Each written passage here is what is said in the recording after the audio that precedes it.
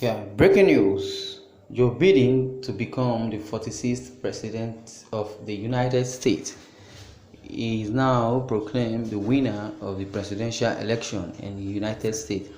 Joseph Robert Biden Jr. achieved victory, offering a message of healing and unity. He will return to Washington facing a daunting set of crises. Joseph Robert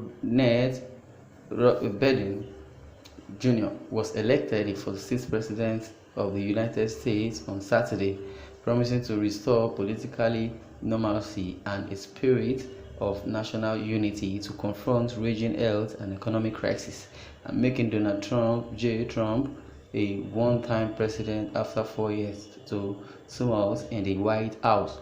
Mr. Biden's victory amounted to a repudiation of Mr. Trump by millions of voters exhausted with his decisive conduct and chaotic administration, and was delivered by an unlikely alliance of women, people of color, old and young voters, and a sliver of the affected Republicans. Mr. Trump is the first incumbent to lose re-election in more than a quarter century. The result also provided a history-making moment for Mr. Biden's running mate, Senator Kamala Harris of California, who will become the first woman to serve as vice president. With his triumph, Mr. Biden, who turned 78 later this month, fulfilled his decades-long ambition in his third bid for the White House, becoming the oldest person elected president, a pillar of Washington who was first elected amid the Watergate scandal, and who prefers political consensus over combat. Mr. Biden will lead a nation and a Democratic Party that have become far more ideological since his arrival in the capital in 1973. He offered a mainstream democratic agenda, yet it was less his policy platform than his biography, to which many voters gravitated, seeking the nation's highest office a half-century after his first campaign. Mr. Biden, a candidate in the later term of his career, presented his life of setback and recovery to voters as a parable for a wounded country. The race, which concluded after 14 days of vote counting in a handful of battlegrounds, was a singular referendum on Mr. Trump in a way no president's re-election has been in modern times. He converted to attention, and voters who either adore him or loathed him were eager to render judgment on his tenure. Americans rarely turned incumbent president out of office, but from the beginning to the end of the race, Mr. Biden made the president's character central to his campaign. This unrelenting focus propelled Mr. Biden to victory in historical Democratic strongholds in the industrial Midwest, with Mr. Biden forging a coalition of suburbanites and big city residents to claim at least 3 states his past lost in 2016. Yet, even as they turned Mr. Trump out of office, voters sent a more uncertain message about the left of center platform. Mr. Biden ostensibly ran on as Democrats lost seats in the House and made only modest gains in the state. The divided judgment, a rare example of ticket splitting in partisan times, demonstrated that for many voters, their disdain of the presidential election was as personal as it was political. Even in defeat, though Mr. Trump demonstrated his enduring appeal to many white voters and his intense popularity in rural areas, underscoring the deep national divisions that Mr. Biden has vowed to heal. The outcome of the race came into focus slowly as states and manipulation grappled with the legal and logistically in the municipalities challenges of voting in the midst of the coronavirus pandemic. With an enormous backlog of early and mail-in votes, some states reported their totals in the halting fashion that, in the early hours of Wednesday, painted a misleading rosy picture for Mr. Trump. But as the big city of the Midwest began to report their totals, the advantage in the race shifted the electoral map in Mr. Biden's favor. By Wednesday afternoon, the former vice president had rebuilt much of the so-called Blue Wall in the Midwest, reclaiming the historically democratic battlegrounds of Wisconsin and Michigan that Mr. Trump carried 4 years ago, and on Saturday, with troves of ballots coming in from Philadelphia and Pittsburgh, he took back Pennsylvania as well. While Mr. Biden stopped short of claiming victory as the week unfolded, he appeared several times in his home state, Delaware, to express confidence that he would win, while urging patience as the nation awaited the result, even as he sought to claim something of an electoral mandate, noting that he had earned more in the popular vote than any other candidate in history. Mr. Biden struck a tone of reconciliation. It will soon be time, he said, to unite, to heal, to come together as a nation. In the days after the election, Mr. Biden and his party forced a barrage of attacks from Mr. Trump. The presidential falsely claimed in the middle of the night appearance at the White House on Wednesday that he had won the race and that Democrats were conjuring fraudulent votes to undermine him, a theme he renewed on Thursday evening in grievance-filled remarks, conjuring up, with no evidence, a conspiracy to steal votes from him.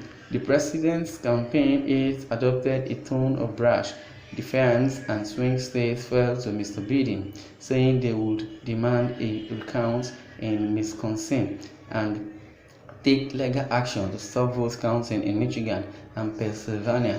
On Friday morning, Mr. Trump's campaign issued a statement vowing to press forward with legal challenges and declaring, despite the erosion of his leads in Pennsylvania and Georgia, this election is not over. Though Mr. Trump had potential to foment political divisions and even civil unrest, there was no indication that he could succeed with his seemingly improvisation legal strategy.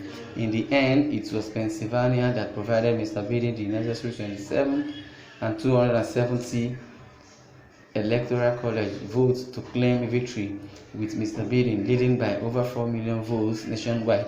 Through it all, the coronavirus and its ravages on the country hung over the election and shaped the choice of voters, facing an electoral already fatigued by his aberrant conduct.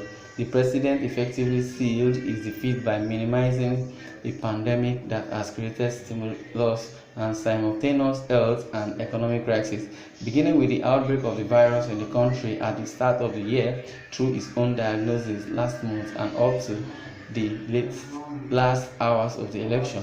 He disregarded his medical advisor and public opinion, even as over 230,000 people in the United States perished.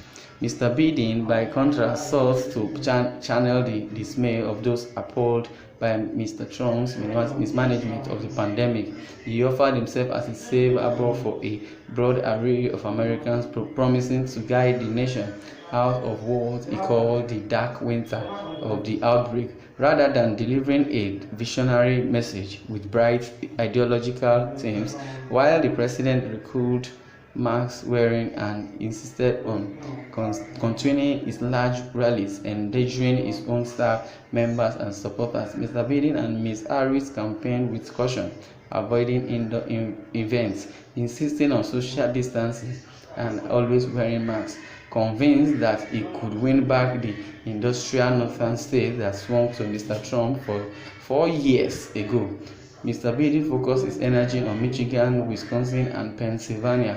Mr. Biden triumphed in those states on the strength of overwhelming support from women who voted in large numbers to repudiate Mr. Trump despite his last-minute pleas to suburban housewives, as he called them. Many of the women who decided the president's fate were politically moderate, college-educated suburbanites who made their presence felt as an electoral force, first in the 2018 midterm elections, when a historic wave of female candidates and voters served as the driving force behind the Democratic sweep to power in the House. Even aside from the pandemic, the 2020 campaign unfolded against a backdrop of national turmoil. unequaled in recent history, including the House's vote to impeach the president. Less than a year ago, a national wave of protests over racial injustice last spring, spans of civil unrest throughout the summer, the death of a Supreme Court justice in September, and the hospitalization of Mr. Donald Trump in October. Along the way, Mr. Trump played to his conversation and conservative base, seeking to divide the nation over race and cultural flashpoints. He encouraged those fears and the underlying social divisions that fostered them, and for months he sought to sow doubt over the legitimacy of the political process. Mr. Biden, in response, offered a message of healing that appealed to Americans from far left, center right. He made common cause by promising relief from the unseasoned, inactive, and dishonesty of Trump's presidency. The former vice president also sought to demonstrate his differences with the president with his election of Ms. Harris, 56, whose presence on the ticket as the daughter of Indian and Jamaican immigrants stood in stark contrast to Mr. Trump's relentless scapegoating of migrants and members of the racial minority groups. Mr. Biden will only be the second Catholic to attain the presidency, along with John F. Kennedy. You are listening to Independent TV7. Joe Biden has been declared the winner of the 2020 presidential election. Oh, I want you to lay your comments. You are listening to Independent TV7. Don't forget to subscribe on our YouTube channel, because Joe Biden has won according to so many body's tweets. So people are talking about if Joe Biden wins, he's going to elevate Antichrist. And I want you to share your views so far, and let us know what you face and what you think towards this winning. You may enjoy a honeymoon though, because of both the scale of the problems he is grappling with and the president he defeated. This election represented the culmination of nearly 4 years of activism organized around opposing Mr. Trump. Thanks for listening. You are listening to Independent TV7. Thank you and God bless you.